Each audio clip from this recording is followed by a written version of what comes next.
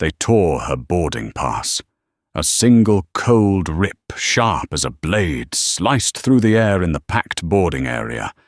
No warning, no explanation, just a pale hand, slightly trembling, but dripping with arrogance, snatching the paper from her grip the way someone might snatch trash off the floor. "Step aside. This flight isn't for you." The words came out small, yet sharp enough to carve a line of humiliation into the air. The invisible camera of society seemed to tilt toward Rebecca Carter in that exact moment. A black woman, 39 years old, dressed simply standing still before the icy hostility aimed directly at her face. No one realized she was the highest-ranking authority in the entire airline. No one knew they had just made the biggest mistake of their careers. Lauren stood there. No reaction. No darting eyes. No step backward. Only her face, still untouched by even the faintest wave of emotion. But beneath that silence, a tectonic shift was rising, slow, deep, pulled tight, like a string about to snap. The gaze of Rebecca Allen, the 33-year-old gate agent, fell on Lauren, the way one looks at a shadow that has no right to exist. It was a familiar expression, one Lauren knew well. She had seen it thousands of times since the days she pushed luggage carts in Chicago at age 19. The gaze that sorts human beings, always the same, always wrong. "Did you hear me?" Rebecca threw out another line, louder this time, sharper, trying to polish her illusion of authority. Lauren looked straight at her, a look unhurried, unbending, unbowed, a look that made Rebecca falter for half a second, as if she was standing in front of someone unlike the passengers she was used to controlling. But Rebecca ignored that instinct. Blind confidence kept her from noticing her own warning signals. O'Hare Airport roared like a metallic storm suitcase, wheels grinding across the floor, announcements, firing one after another, footsteps tapping against polished wood. Everything moved fast. Yet time around, Lauren thickened and slowed, drawn tight around this freezing confrontation. She exhaled lightly, controlled every breath, placed with precision. Because, as her father used to say, real power does not need noise. Lauren glanced at the torn boarding pass on the floor, the shreds lying there like tiny evidence of a much larger injustice. She did not pick it up. She did not rush. She did not argue. She watched. She recorded. Every expression, every movement, every word dripping with blame from the other woman's mouth. They were treating her like someone without a voice. They had no idea they were scribbling sparks onto the fuse of something far bigger than them. A white woman behind them frowned, then quickly looked away. A middle-aged man holding a Starbucks cup glanced at Lauren with a mix of sympathy and discomfort before hurrying off. No one intervened. No one asked why.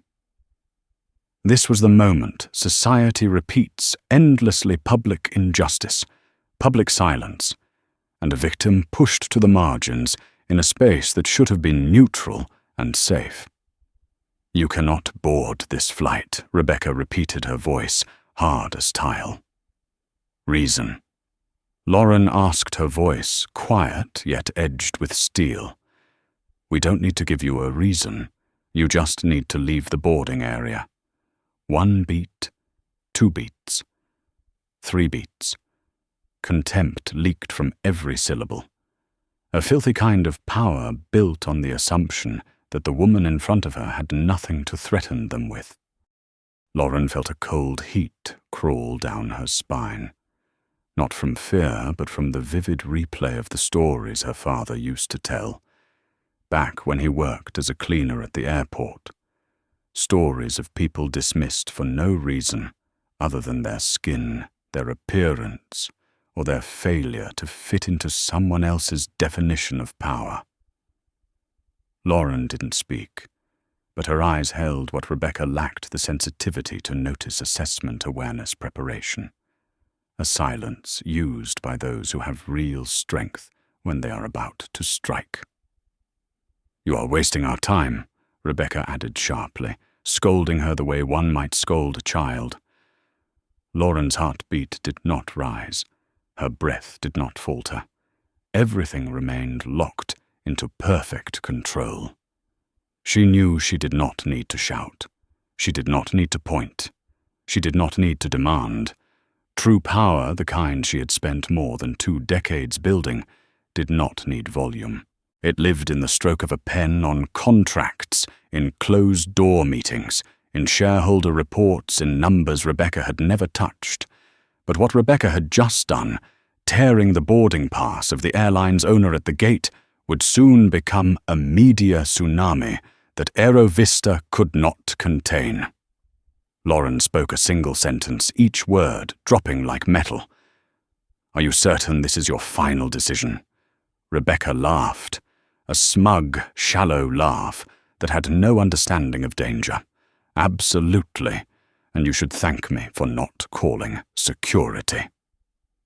In that moment, the imaginary camera shifted into slow motion, catching Lauren's eyes, calm yet sharp, cold yet bright like a blade hidden in velvet. A storm of power was gathering behind them, but Rebecca could not see it, and that blindness would destroy her career. Passengers continued walking past Lauren. No one knew they were seconds away from witnessing one of the most iconic reversals of authority in the history of American aviation.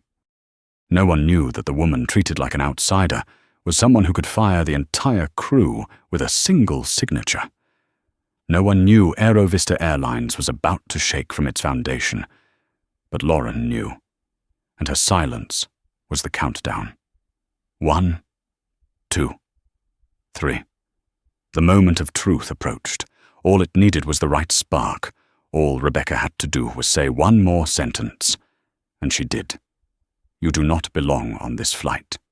One sentence, one blade, one irreversible mistake, and that was the beginning of the downfall. Lauren Carter walked away from the gate area, her breathing steady, her eyes, sweeping the space like a cold camera, recording every detail. She did not hurry. Real power never rushes. Each of her steps was a compressed beat of emotion, like a still surface of water, hiding the violent whirl beneath. No one around her realized that this calm woman had just been humiliated in front of dozens of people. No one understood that the torn boarding pass was only the first sign of a chain reaction that would pull them all into its collapse. Lauren sat down on a metal chair near the glass wall, pulling out her phone as if checking her flight schedule. But she was actually opening a confidential document, the employee attitude scoring system she had personally designed when she acquired AeroVista. Every flight she took was a silent inspection. But today was not like the others. Today the truth revealed itself in a far more abrasive way than she anticipated. She recalled Rebecca's face, smug, superior, unconsciously convinced that her authority was absolute. Lauren had met people like that all her life, those who had no idea who they were, standing in front of, and no idea how small they were in the larger picture. The sharp roll of suitcase wheels behind her pulled her from the memory. A young passenger hurried past, breathless from nearly missing his flight. He almost stepped on the torn boarding pass lying under the chair. The thin, ragged scrap spun a few more inches before stopping at Lauren's feet, as if reminding her that this humiliation was not over. It had only just begun. Lauren did not pick it up. She did not need physical evidence. She had already stored it in her mind, along with the voice, the eyes, the expressions, every second of the confrontation. Injustice does not need paperwork. It imprints itself with the cold precision of memory. She opened her front camera and looked at herself. No anger, no panic. Only the composed face of someone who understood she could alter the fate of anyone in this system with a single sentence. It was not cruelty. It was responsibility. AeroVista carried her name. Its reputation was her father's legacy. And dismantling the people who abused power within it was her duty. Lauren stood up. She did not glance back at the paper on the floor. She walked toward the customer service desk to request a new boarding pass.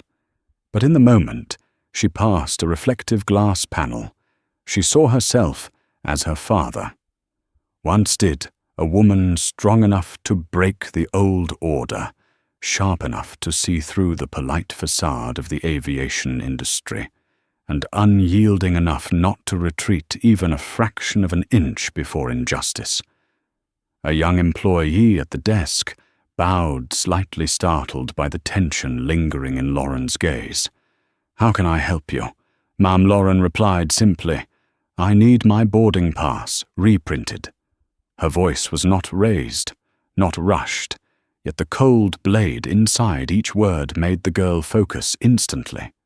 While waiting for the system to process, Lauren studied the boarding area.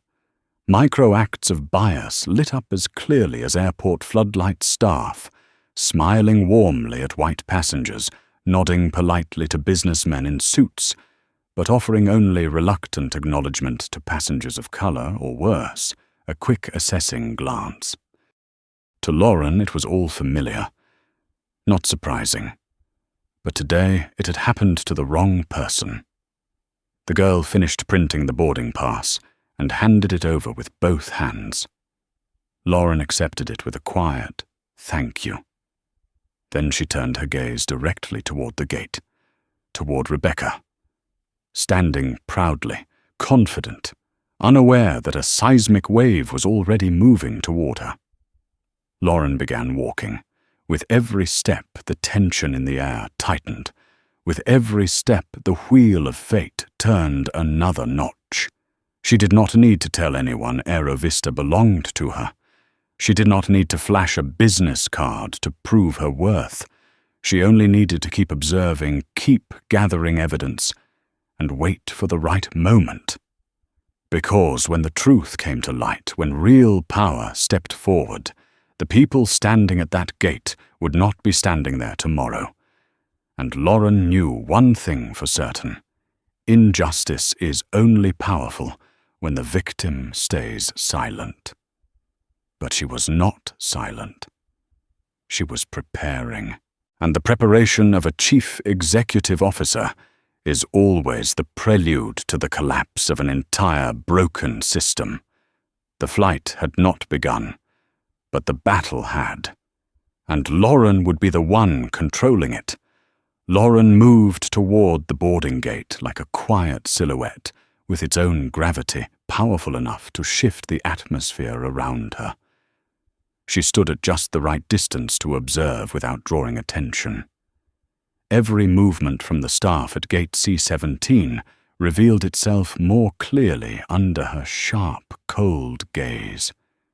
Rebecca was speaking to a colleague, her voice low enough that no one nearby could hear her words, yet sharp enough that Lauren instinctively focused on it. Their eyes flicked toward the row of seats where black passengers waited. A curl of the lip, a vague comment, a nod of agreement. Lauren stared without blinking. Every micro-expression was pinned into place like evidence. She knew this type of communication well, language that was never explicit enough to be held accountable, yet the attitude too unmistakable to hide. It was an old system running on half-spoken phrases and silent judgments, a toxic culture that had lingered in aviation for decades, and today it was revealing itself in full raw form to the one woman who had the power to dismantle it. A white man in a suit approached the counter. Rebecca's demeanor shifted instantly. Her voice turned soft as cotton. "Hello, sir. Let me check if we have any extra legroom seats available for you." She worked quickly, then offered him a bright smile as she handed over a new boarding pass. "We truly appreciate our gold-tier passengers." Minutes later, a black woman in a tailored suit stepped forward and presented her platinum card along with her boarding pass. Rebecca looked at her with a completely different expression, cold, doubtful, and unwelcoming. "Boarding Group 2, I will call when it is your turn. No seat check, no upgrade offer, not even a polite tone." Lauren watched everything, as if each action were glowing under an X-ray. One did not need to be a chief executive officer to understand what was happening. But as a chief executive officer, Lauren saw even more clearly this was no longer about an unprofessional employee. This was a system of discrimination legitimized by habit, by flawed culture, by the silence of those with authority, but without integrity. She inhaled softly, her hand tightening by her side. Not from sudden anger, but from the cold truth crawling up her spine. The airline bearing her name was nurturing the exact behaviors her father had endured for 3 decades. If Harold Carter were alive, he would stand here and tell her, "You cannot change what you refuse to see with your own eyes." And today was the day she saw it. Rebecca continued her work with a face full of blind confidence. She had no idea the woman watching her from 8 meters away was the person who controlled her schedule, her position, her future, and her reputation. Lauren felt a rising urgency not to confront Rebecca immediately, but to go deeper to see the entire structure of the problem, to listen to how they spoke to one another, to witness how they treated every passenger from the moment they approached the gate to the moment they stepped onto the plane. This was no simple inspection. This was a surgical procedure, and she was peeling back the layers of decay within a system she had spent hundreds of millions of dollars to own. A brown-skinned girl of about 8, holding her mother's hand, approached the counter. She held up her boarding pass with a bright smile. Rebecca glanced once and said curtly, "Line A over there." No smile, no warmth, not a shred of kindness for a child. Lauren tilted her head slightly, her dark eyes cooling by a degree. An adult might endure injustice. A child should not. And when injustice targets a child, it is no longer just attitude. It is culture. A male employee stepped out from behind the counter, looked around, then leaned toward Rebecca. "Full flight today. A lot of those people." Rebecca pressed her lips together and nodded. "Chicago to New York is always like this." The sentence cut through the air like a small, sharp blade. Lauren felt her heart beat slow not out of emotion, but because she was entering a state of cold, surgical clarity. Every sentence was another slice into the airline's brand image. Every behavior was direct evidence of something she would never tolerate: systemic discrimination. They were doing all of this in the central airport under security cameras in front of passengers, still confident that no one would hold them accountable. That confidence revealed a brutal truth: they were used to never being punished. But they had not met Lauren Carter. And they did not know their lives were about to spiral in a completely different direction. She remained still calm as a silent pressure zone before a tornado forms. They knew nothing. But Lauren knew everything. And the moment she stepped onto that aircraft, everything would begin collapsing in the only order truth ever chooses: fast, clean, and without mercy. Lauren stepped into the stream of passengers funneling toward the jet bridge, and no one around her could have guessed that her mind was operating like a cold, analytical machine. Every passing face was a piece of the social mosaic she was examining. But when her eyes met those of Meredith Cole, the flight's lead attendant, Lauren immediately understood. that the darkest part of the picture still lay ahead. Meredith stood at the aircraft door wearing the standard customer service smile, the kind polished through countless training sessions. But the moment her eyes landed on Lauren, that smile vanished. Not by accident. Not from fatigue, but from a shift triggered by a deeply ingrained bias, an automatic reflex, judging, sorting, dismissing. The smile disappeared, the tone turned cold, the eyes turned condescending, all within less than a second yet, enough for Lauren to engrave it into her memory, as if hammered into metal. "Welcome, Meredith," said her voice, flat as dusted glass. For the white passenger before Lauren, she had dipped her head politely. For Lauren, she merely opened the door. Lauren walked through without stopping, though every muscle tightened in the practiced instinct of someone who had witnessed injustice repeat itself for decades, not just for herself, for millions like her. Each step down the aisle peeled back another layer of truth. The front cabin glowed with warmth, cheerful greetings offered generously to the white passengers settling in. Keith Walker, a young male attendant with neat hair and a crisp uniform, was helping a white woman lift an oversized suitcase into the overhead bin. He smiled wide, joked lightly, treating her as if she were a familiar regular. But when a Latino man lifted his own bag, Keith's tone changed instantly. "No, sir, you have to check that. No checking. No assistance. No consideration." Lauren passed by her eyes, scanning every expression, like lasers sweeping a steel surface. When she reached row 22, her assigned seat, the overhead compartment was already full. She lifted her backpack, her left hand supporting, and her right hand pushing gently upward, but there was no space left. Brittany Hale, a young blonde attendant, walked by without meeting her gaze, even though Lauren angled her body slightly to prompt a response. She tried again. "Excuse me, is there any space left in the overhead bins?" Brittany stopped, turned her head, but not her face. "No space. You'll have to put it under the seat." Her tone was not angry, not tired, just infused with the precise amount of disdain that could cut skin. Lauren lowered her backpack to the floor, placing it deliberately, giving herself time to steady the heavy thud in her chest. She did not react. She revealed nothing. She never did. Control was her strongest weapon.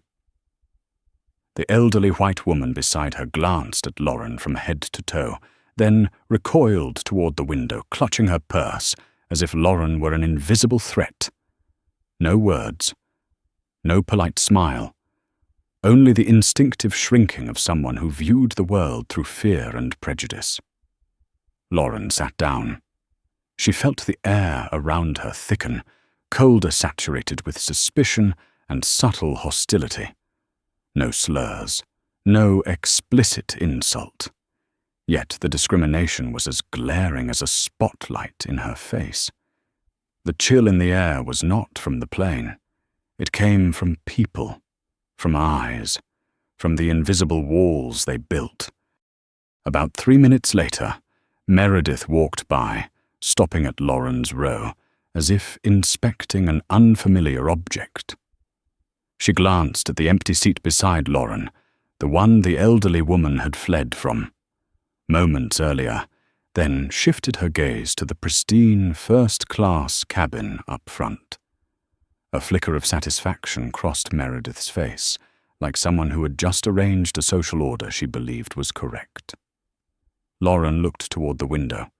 Reflected in the pane was the image of a woman people assumed they could dismiss, ignore, treat as lesser. But in reality, it was the image of the person who held the power to decide the fate of everyone on that plane. Meredith moved on, but Lauren heard the whisper clearly when she leaned toward Keith. "Row 22 today, just keep an eye. What kind of eye? The usual kind. One sentence with enough weight to expose the entire toxic culture embedded within the airline she owned. Lauren straightened her eyes, no longer just recording. They were evaluating, calculating. A diseased system only needed one person with enough authority to stare directly at it for the collapse to begin. And today, Lauren was that person. As the cabin filled, Lauren Carter understood one thing with absolute certainty. This flight would not be just another covert inspection. It would be the first strike against a flawed structure that had survived far too long. And she would be the one rewriting all the rules. Lauren sat motionless, her back straight, her gaze quietly surveying the scene, like a forensic expert standing in the middle of an unexcavated crime scene. No notes, no tools. Everything unfolding before her was too clear, too raw, too unfiltered to miss. The cabin began to tighten as the crew prepared for departure, and in that moment, discrimination was no longer a pattern, it had become a system. Keith and Brittany pushed the service cart from the front of the cabin, their smiles fully charged as they reached the rows of white passengers. Would you like water or apple juice? Would you care for a hot towel? Let me help you get your bag down. Their voices were soft, eyes, bright bodies leaning in with a curated attentiveness. But when the cart neared row 22, the smiles shut off like someone had flipped a switch. Their movements grew stiff, efficient, cold. Keith glanced at Lauren, but his eyes did not stop. They skimmed over her as if she were invisible.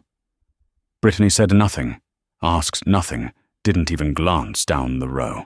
They turned the cart and headed back toward the front, as if the service ended at row 21. Lauren looked at the glass of water in the hand of the white man, ahead just poured ice glinting. She looked down at her own tray table empty. No drink, no napkin. Not even a polite reminder. No sign she existed as a paying passenger. But silence didn't weaken her. It sharpened her. She pressed the call button. The soft chime rang out, simple, precise, asking for nothing more than the right to be served like everyone else. 3 minutes passed. Then 4. Then 5. No one came.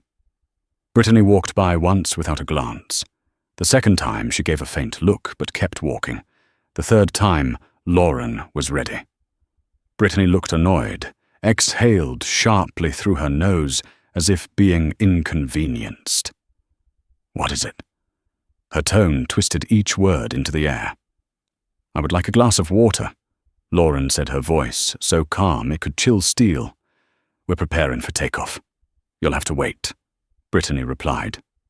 Lauren tilted her head, her eyes not angry, just piercing. I've already waited. Brittany rolled her eyes, then reluctantly poured the water, but her wrist twitched as she handed it over. The glass tilted. Cold water spilled directly onto Lauren's thigh like a liquid slap. Oh, sorry, Brittany, muttered voice, empty, devoid of remorse. She placed a napkin on Lauren's tray, no bigger than 2 fingers wide, a scrap of paper disguised as help. No one in the cabin objected. But one pair of eyes was watching. Across the aisle, a white man named Wilson Hayes looked at Lauren with quiet guilt, not pity, but shame, on behalf of the privilege he himself represented. He nodded slightly as if to say, I saw everything. Lauren folded the napkin, dabbing each drop of water with the precision of someone cleaning blood from evidence. No shaking hand, no flare of emotion. Control was the final armor of someone used to enduring injustice without being allowed to break. Meredith stepped down from the forward cabin, her eyes sweeping past Lauren with a deep, simmering irritation. She held a stack of documents and stopped in the aisle. "Your laptop. Put it away." Her voice was sharp, blunt, devoid of any courtesy. Lauren didn't look up. "We've reached the altitude where device use is permitted. You're interfering with the aircraft's communication system," Meredith snapped. "A blatant lie, a baseless accusation, an attempt to drag power downward to crush someone they believed to be beneath them." Lauren responded with just 4 words. "That is not true." Meredith leaned in closer, her voice lower, but her tone rising with pressure. "If you continue, I'll have security waiting at the gate when we land." The air thinned for a moment. Not because Lauren was afraid, but because Meredith had just triggered the most dangerous part of Lauren Carter, the part that never yields to those who misuse power. Lauren opened her phone, not to film, but to begin recording audio. Her hand rested beside the seat leg, the screen's glow shielded by her arm. A legal, discreet, deliberate act. The act of someone not just defending herself, but preparing to expose. Brittany returned just in time to see Lauren recording.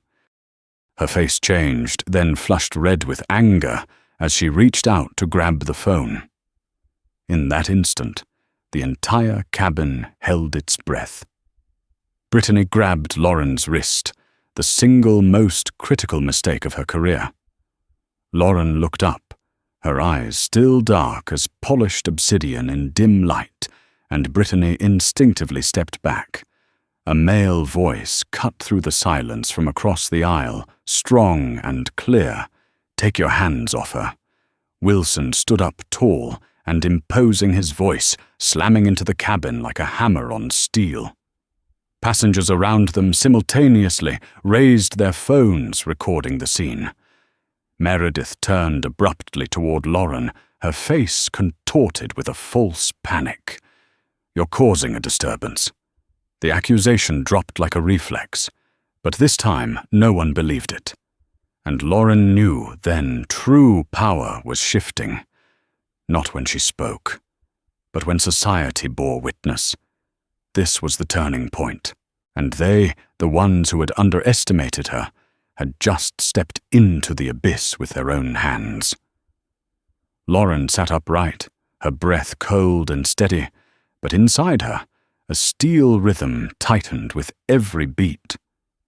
Wilson remained standing, his broad frame, blocking the light from the front cabin, his voice rising again, not loud, but commanding enough to silence the entire aircraft. "I've recorded everything. What you're doing is systemic discrimination. And now you've assaulted a passenger." Meredith stepped back half a pace, trying to recover the authority she was so used to wielding, but her voice wavered slightly, just enough for Lauren to catch, "Sit down.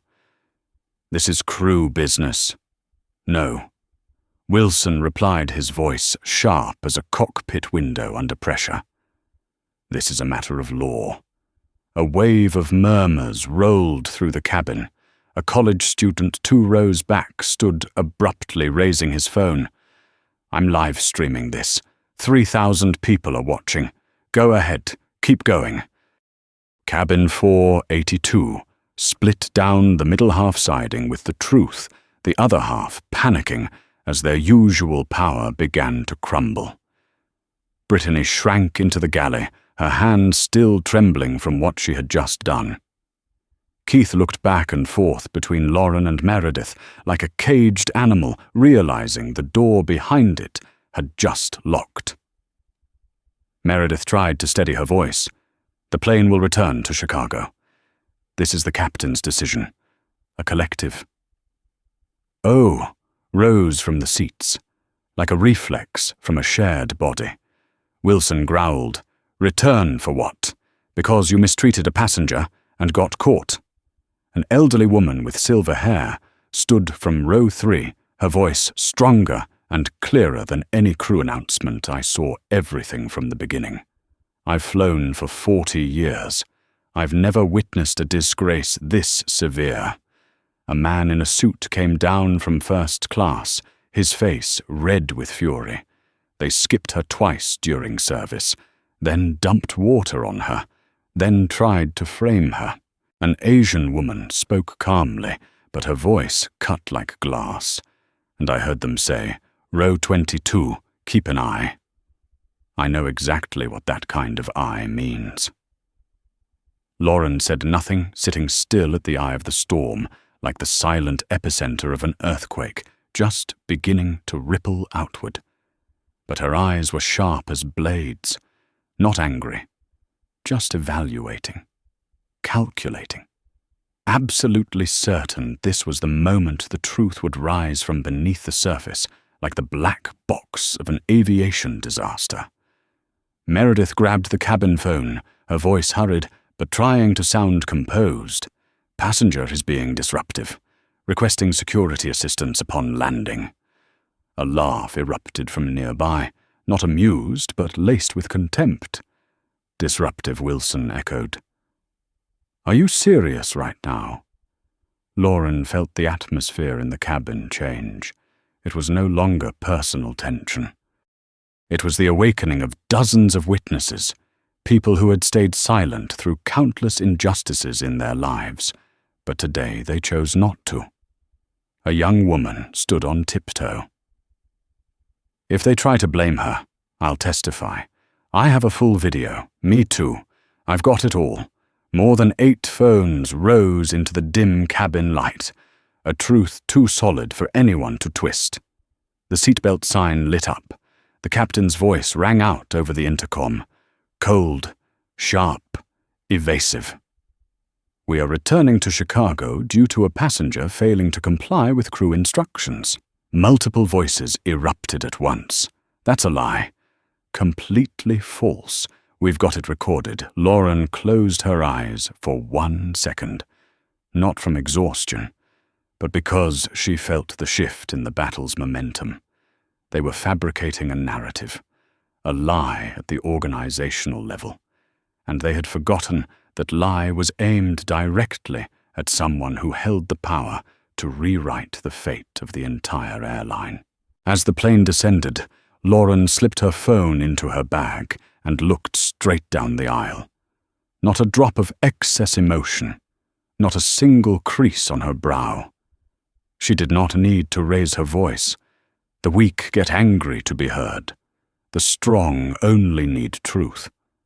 When the wheels touched the ground and the cabin jolted gently, Meredith turned back with the face of someone who still believed she was in control. "Security will escort you out when they arrive."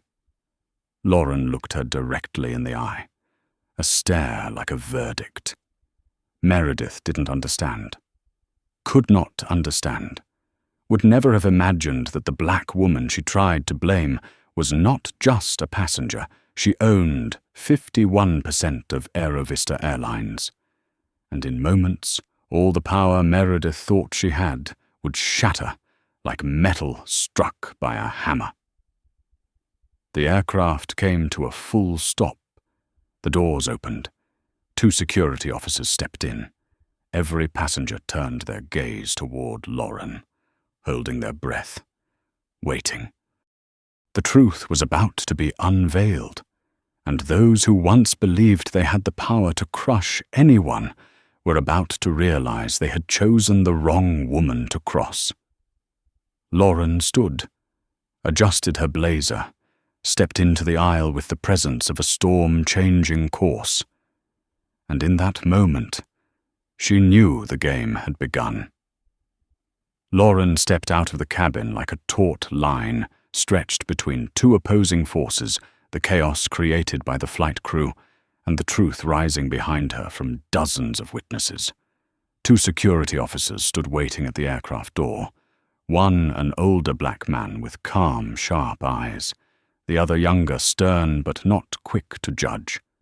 Meredith rushed forward as if she had just found a lifeline in the very storm she had created. Here she blurted, pointing directly at Lauren, her voice twisted with visible relief. "This is the disruptive passenger. She refused to follow instructions, filmed illegally, harassed the crew, but the sentence barely made it halfway before a wave of protest erupted from the cabin behind her, like a crashing tide. Not true. She's the victim. We recorded everything. The officers turned around to see nearly the entire cabin of Flight 482 standing phones held high faces filled with outrage evidence glowing beneath the overhead lights. A college student, still live-streaming, trembled with adrenaline. We've got the full video. Over 50,000 people are watching live. Meredith's face went pale. Brittany froze. Keith leaned back as if the ground beneath him had just vanished. Lauren looked at them, not with triumph, not with vengeance, but with the eyes of truth staring straight into those who had tried to distort it. One officer stepped toward Lauren, his voice deep but respectful. "Ma'am, can you tell me what happened?" But before Lauren could answer, voices poured in like a flood. The silver-haired woman from row 3, I saw it from the gate. They treated her differently from everyone else. The man in the suit, I watched them skip her twice during service. A young woman.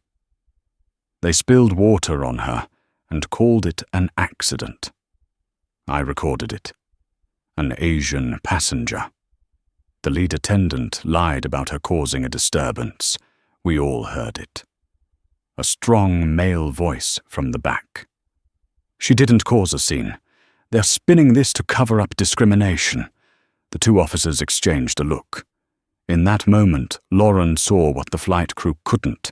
The narrative they had crafted had evaporated like smoke in the wind.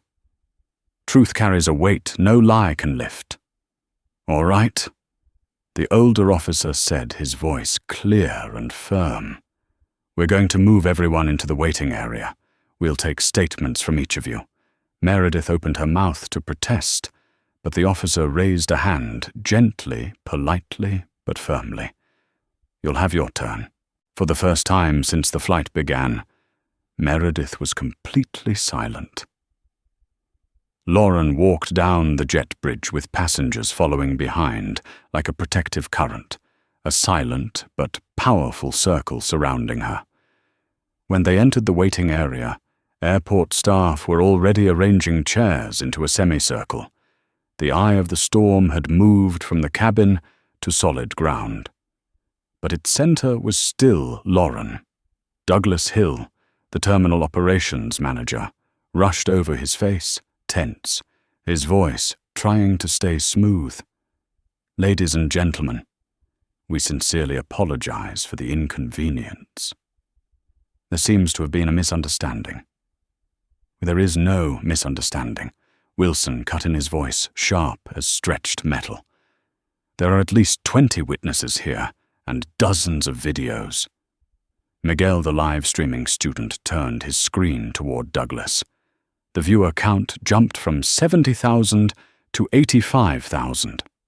A beat later, 90,000. Douglas paled as he realized the airline's fate might be slipping through his fingers in front of millions. "Ma'am," he turned to Lauren, still trying to maintain courtesy. "I understand your frustration, but if you continue making unsubstantiated accusations, we may have to consider." Lauren turned to face him.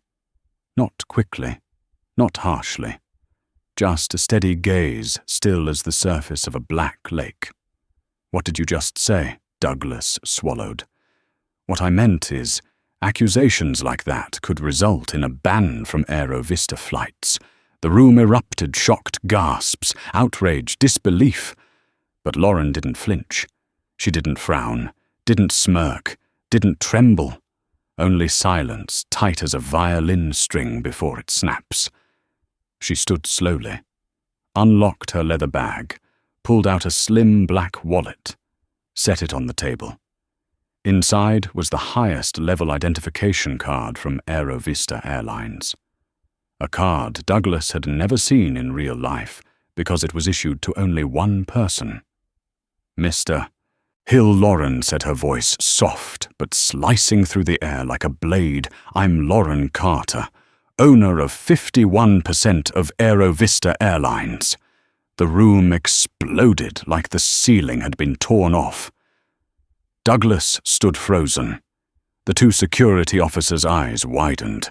Meredith dropped the stack of documents from her hands. Brittany clutched her mouth. Keith took a full step back as if the ground beneath him had collapsed. Miguel raised his phone even higher, the live stream shaking slightly as his own hands trembled.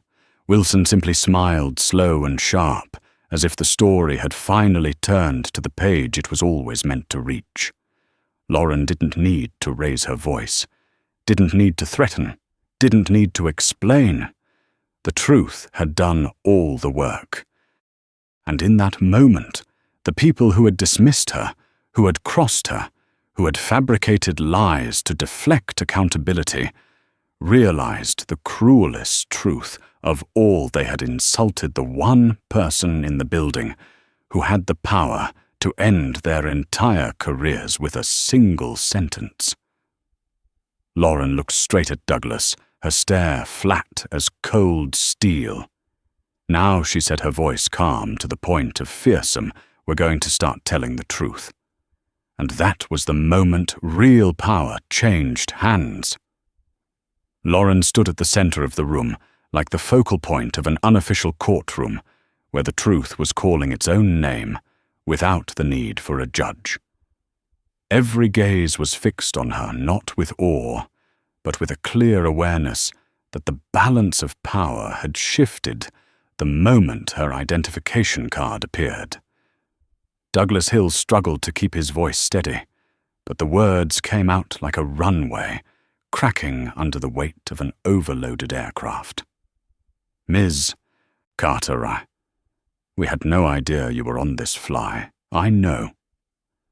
Lauren cut in her voice, flat but heavy as a dropped hammer. That's the problem. A silence, taut like tempered glass, settled over the room. Lauren no longer looked at Douglas. She turned her eyes towards the three figures curled up in the corner, Meredith, Brittany, and Keith. There was no anger in her stare. Anger is emotion.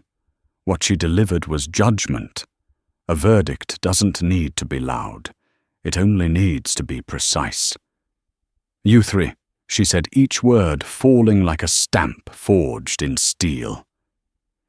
Give me one reason why the passenger in row 22 was treated differently from everyone else. Meredith swallowed the tremble in her voice, trying to reclaim a trace of authority. Miss Carter, there may have been some misunderstandings in the course of service, we know, Lauren said. I want the truth. I heard enough lies on that plane.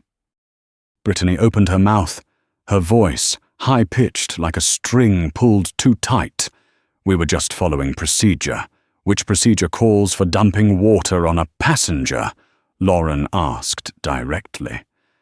Brittany flushed red, speechless. Which procedure allows grabbing a passenger's hand to snatch their phone? Brittany dropped her head. Which procedure justifies skipping a paying passenger during service?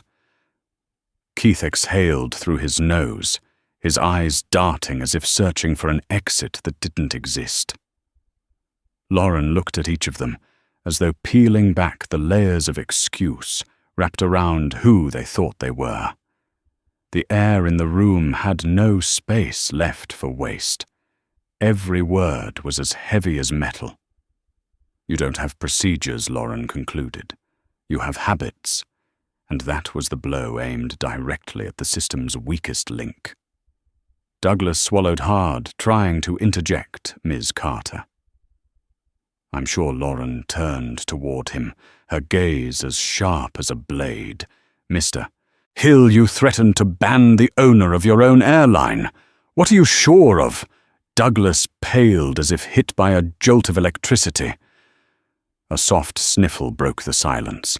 The silver-haired woman, Dorothy, wiped away tears, not out of pity for Lauren, but because someone had finally stepped forward with enough power to speak for those who had been silenced for too long. Wilson took a step forward, standing beside Lauren, not to shield her, but as if to shield the truth that now stood in her corner. "Ms. Carter," he said gently, "if you want to open a legal case, I'm willing to represent you." Later, Lauren replied softly, "Right now I have internal matters to address." Miguel's camera swept across the room, the live stream count climbing past 300,000. The comments poured in like a flood. "Fire them accountability now." "She's the CEO." Lauren took a slow breath. Not to regain composure, she had never lost it, but to cast over the room a wave of command before issuing her first directive. "Douglas," she said, her tone low and sharp, "I want these three suspended immediately. Badges revoked, access terminated. Report to HR within 2 hours for full debrief." Douglas nodded, quickly signaling security. The older officer stepped forward, his gaze steady but respectful. He collected the badges of Meredith, Brittany, and Keith, a simple motion, but one that cut like a burning cable. Brittany burst into tears. Meredith stood tall, but her face turned ghostly pale. Keith muttered, "This isn't fair, it's not fair." Lauren turned her head toward him, her eyes dropping to the floor like steel. "Unfair," she said slowly, "is how you treated passengers without ever thinking they had worth." Keith looked down, unable to argue. Lauren turned to the entire group of passengers, standing tall shoulders, squared her voice, rising like the roar of a jet engine. "I apologize for what you witnessed today. This is not the AeroVista I built, and starting today, it will never be allowed to happen again." A single clap rang out, then another, and soon the entire room exploded in thunderous applause. Not applause for wealth, not applause for title, but for the rare moment when justice walks into a room in the form of a calm black woman, unshaking, waiting for no one's permission.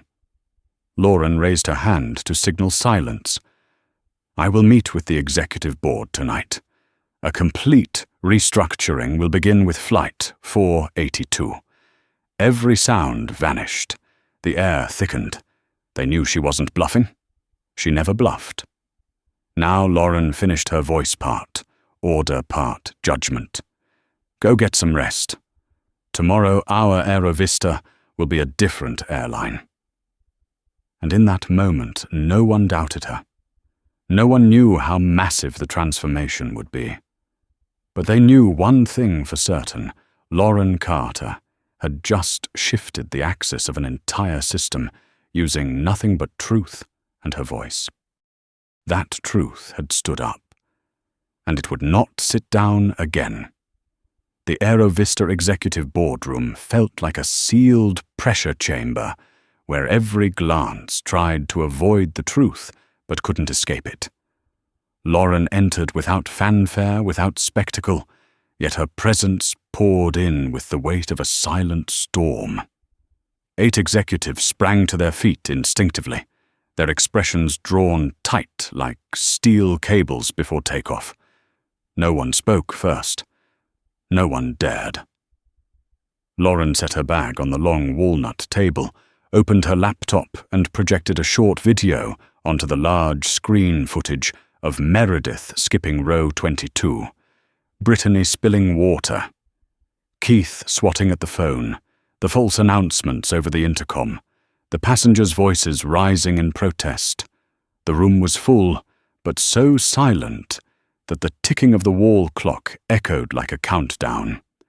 This, Lauren said, her voice low, but built like the head of a hammer, is what happened on Flight 482, on our aircraft, in uniforms that bear our logo. A marketing executive swallowed hard, trying to smile. "We could manage this." Lauren raised her hand. He stopped instantly. "I'm not asking your opinion on media," she said. "I'm asking what you think about ethics." No one responded. They watched the video again, as if staring at irrefutable evidence that their customer service system had rotted from the inside out. Lauren clicked to the next slide, more than 20 complaints from black and brown passengers, all with the same pattern, all dismissed for insufficient evidence by the HR department under Patricia Collins. In 6 months, Lauren said her gaze drilling through the table like a steel bit 23 complaints tied to those same 3 crew members. No investigation, no action, no warnings. And you, the one sitting at this table, allowed that system to function. Patricia's face turned deep red as she tried to justify. Those complaints, most of them were emotional. There was no clear proof. No clear proof, Lauren projected the footage of passengers holding up their phones. Then what's this? Patricia opened her mouth, but no sound came out. Lauren closed the laptop. No more images. No more data. Just judgment. "Ms. Collins," she said, her voice calm enough to drop the room's temperature, "you are terminated. Effective immediately." A sharp breath sliced through the corner of the room. The CFO jumped to his feet. "But Lauren, no," she said. "This is not a negotiation." Security entered at a subtle signal from Lauren. Patricia stood stumbling, slightly offering no resistance. Her eyes weren't filled with shock at losing her job, but at being exposed. Lauren turned to the rest of the table.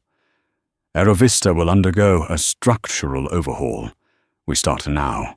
She opened the 3rd slide, a complete industry-scale reform initiative. Mandatory anti-bias training, quarterly implicit evaluations, a new complaint protocol that bypasses HR entirely directing all reports straight to the CEO's office. The board exchanged glances, looking like passengers trapped on a plane, caught in heavy turbulence. "This will cost tens of millions," the CFO whispered. "This will save AeroVista," Lauren replied, "and it will save your dignity." No one argued. They knew she was right. They knew there was no turning back. They knew the woman standing before them wasn't just the CEO, she was the shockwave reshaping the entire ecosystem of the airline. Lauren walked into the hallway after the longest meeting of their careers. As the doors shut behind her, she exhaled slowly. Not from exhaustion, not from burnout, but to release the pressure before stepping into the next chapter of the fight.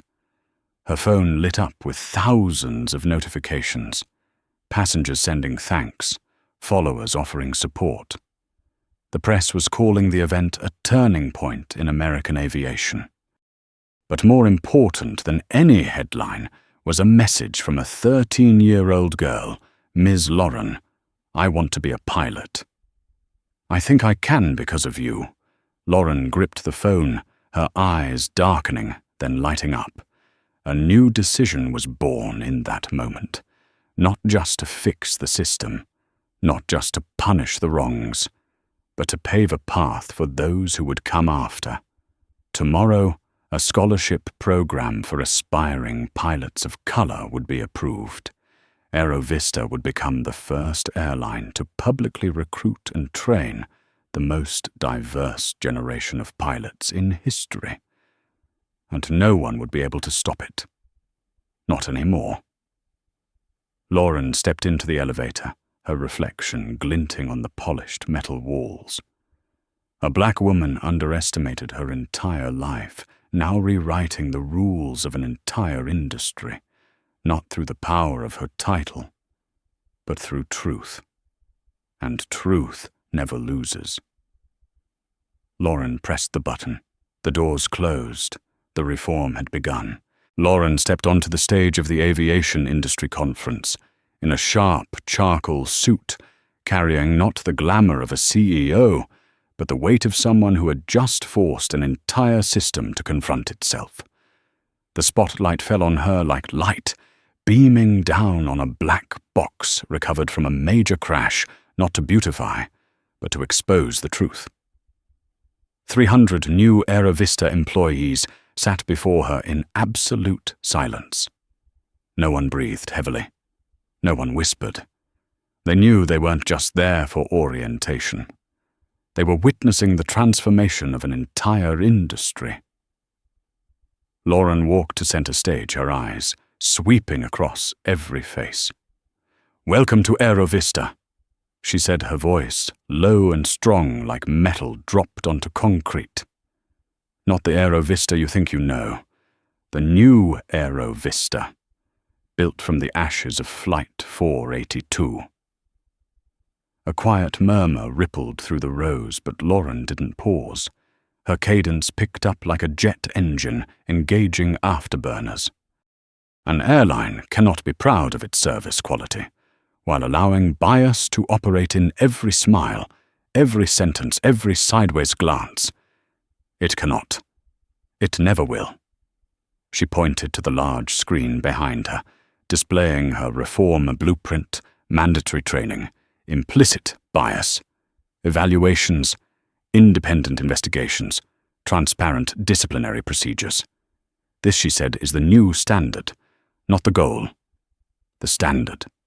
The room locked its focus on her, like metal drawn to a magnet. Lauren lowered her voice, but its gravity deepened.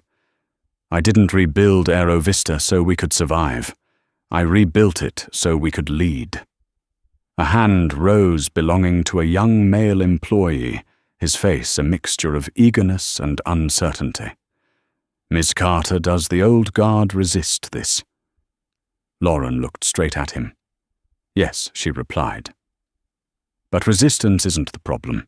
The problem is that they've grown comfortable in the safety of the old power. Power never changes unless the people who hold it are forced to face consequences." The room tightened around her words. Then Wilson Hayes entered, now AeroVista's Director of Civil Rights Compliance, to a wave of applause. Lauren nodded at him like a fellow soldier in the trench. "I invited him here for a reason," she said. "We're not just fixing procedures. We're fixing culture. And to fix culture, we have to dig into the things society avoids." She looked at each of them, her gaze honed like polished steel. "You will face pushback. You will hear complaints. You will meet people who believe they don't need to change. But remember, this discrimination doesn't need to shout. It only needs permission." At the back of the room, a display table stood ready. On it, a new AeroVista poster read, "The sky belongs to everyone." Lauren stepped off the stage and walked toward the poster. Her hand rested on its cool surface eyes, returning to the new hires watching her. "I want you to understand this," she said, her voice lowering but echoing deep. "We're not just building an airline. We're building proof. So when the world asks, 'Can aviation change?' you will be the answer." A young woman in the front row raised a trembling hand. "Miss Carter, what happened on flight 482 made me believe I could become a flight attendant, even though I used to think that job wasn't meant for people like me." Lauren looked at her. She didn't smile, but her eyes softened just enough for the young woman to feel an invisible lift. "What's your name, Zoe, Mom?" Zoe. Lauren said, "This industry needs you. It needs your voice. It needs your presence." She turned back to the room. "It needs all of you." The applause surged like a vow from those ready to shoulder AeroVista's future. But Lauren didn't stop there. In her office at that very moment, the legal department forwarded a copy of a lawsuit filed by Keith, the former crew member, accusing AeroVista of wrongful termination. Lauren received the notification on stage. She glanced at her phone for 1 second, then slipped it back into her jacket. No fear. No hesitation. No change in expression. An old system, she continued without missing a beat, will always thrash in its final moments. But that's how you know it's dying. Wilson looked at Lauren, his eyes filled with respect. Everyone in the room understood one thing clearly. They weren't just hearing a CEO speak. They were witnessing the embodiment of a cultural revolution. Lauren stepped off the stage, walking past the rows of seats, and behind her all 300 employees rose to their feet, as if drawn upward by force. No one asked them to stand. They stood because they wanted to, because they had chosen to stand with her. The doors to the hall opened, and sunlight poured in, shining as brightly as the future now opening before them.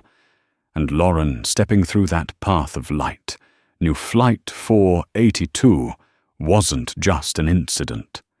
It was the ignition point of a new era. No one in the aviation industry had ever said this before, but now everyone understood. Lauren Carter didn't just change an airline, she was changing the sky. From the perspective of a systemic equity expert, Lauren Carter's story reveals an unavoidable truth. Injustice does not disappear when we ignore it. It only becomes more insidious, hiding in glances, in decisions, in small habits that last just long enough to become culture. Lauren's strength didn't come from the CEO chair, but from her willingness to step down to row 22, to witness what no internal report would ever reveal. And it was that very moment of confrontation that forced an entire industry to reflect on itself. If you believe that every system only gets better when someone has the courage to expose its flaws, then like and subscribe to help spread that spirit. And leave a comment with the phrase, "Stand up," to affirm your voice in today's conversation on justice.